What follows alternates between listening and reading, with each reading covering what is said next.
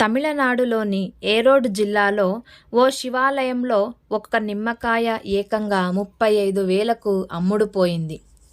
ఆ నిమ్మకాయను గర్భాలయంలో శివుణ్ణి దగ్గర 3 రోజుల పాటు ఉంచి ప్రత్యేక పూజలు నిర్వహించారు.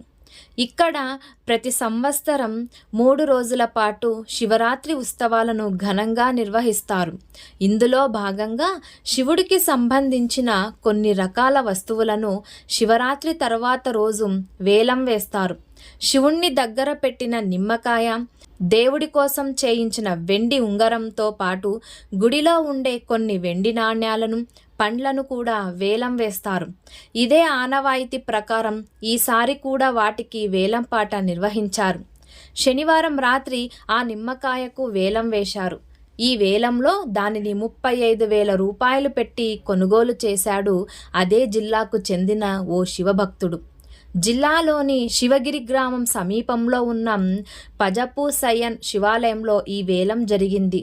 ఈ వేలంలో రవి అనే ఒక శివభక్తుడు ఏకంగా 35,000 పలికి శివుణ్ణి దగ్గర ఉంచిన నిమ్మకాయను సొంతం చేసుకున్నాడు. వెండి ఉంగరాన్ని వేలం వేయగా ఈ ఉంగరం 14,300 రూపాయలకు అమ్ముడుపోయింది. దేవుడికి చెందిన వెండి నాణ్యాలను కూడా 15,300 రూపాయలకు కొనుగోలు చేశారు ఇతర భక్తులు.